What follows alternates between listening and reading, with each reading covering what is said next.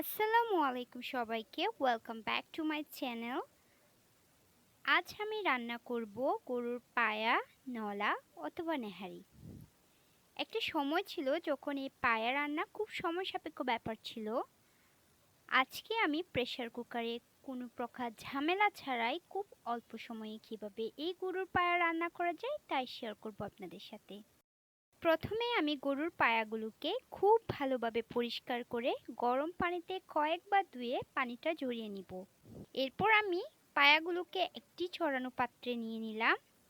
এর মধ্যে আমি দিয়ে দিব হাফ কাপ পরিমাণ পেঁয়াজ কুচি, 1.5 টেবিল চামচ পরিমাণ রসুন বাটা, 2 টেবিল চামচ পরিমাণ আদা বাটা। এরপর আমি দিয়ে দিব হাফ টেবিল চামচ পরিমাণ হলুদ গুঁড়া, হাফ টেবিল চামচ পরিমাণ মরিচের গুঁড়া এবং 1 টেবিল চামচ পরিমাণ ধনিয়া এবং জিরার গুঁড়া। এখন আমি দিয়ে দিচ্ছি 3-4টা তেজপাতা, লং এবং এলাচ। এরপর আমি মশলার সাথে পায়াগুলো খুব ভালোভাবে মাখাবো। একটু সময় নিয়ে পায়াগুলো মশলার সাথে মাখাবো। মশলাগুলো ভালো করে মাখানো হয়ে গেলে আমি পায়াগুলোকে মশলা সহ দিয়ে দিব প্রেসার কুকারে। এরই সাথে আমি দিয়ে দিব পরিমাণ মতো পানি। এক্ষেত্রে মনে রাখতে হবে প্রেসার কুকারে যেহেতু খুব বেশি পানি ব্যবহার করা যায় না, সেক্ষেত্রে আমি পানির পরিমাণটা একটু কমিয়ে দিব এবং মশলার পরিমাণটা বাড়িয়ে দেওয়ার চেষ্টা করব যাতে করে পরবর্তীতে পানি অ্যাড করা যায়। এখন আমি দিয়ে দিব পরিমাণ মতো লবণ।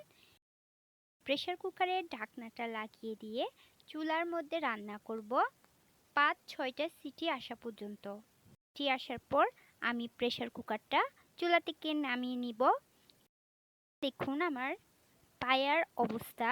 পর্যায়ে আমি পরিমাণ মতো পানি অ্যাড করে পায়াটাকে ঢাকনা ছাড়া আরও কিছুক্ষণ জাল করব যাতে করে পানির সাথে ঝোলটা ভালো করে মিশে যায়।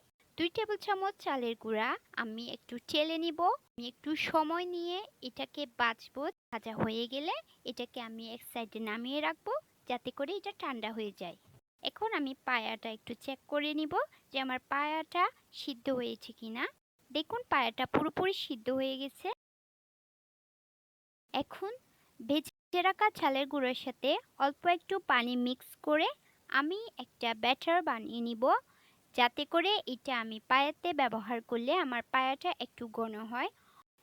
অনেকে পায়াতে ময়দা অথবা পাউরুটি ব্যবহার করে, আমি চালের গুঁড়োটাই ব্যবহার করি।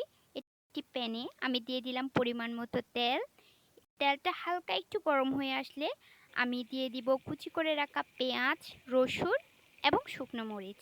পেঁয়াজ রসুন হালকা একটু বাদামি হয়ে আসলে আমি দিয়ে দিব সেদ্ধ করে রাখা ঝোলসহ পায়া। এখন আমি মিশিয়ে দিব আগে থেকে বানিয়ে রাখা চালের গুঁড়ার ব্যাটারটা। সব কিছু একটু মিশিয়ে আমি 5 মিনিট মতো রান্না করব। দেখুন আমার ঝোলটা অনেকটাই ঘন হয়ে এসেছে। আমি লবণটা একটু চেক করে নিব।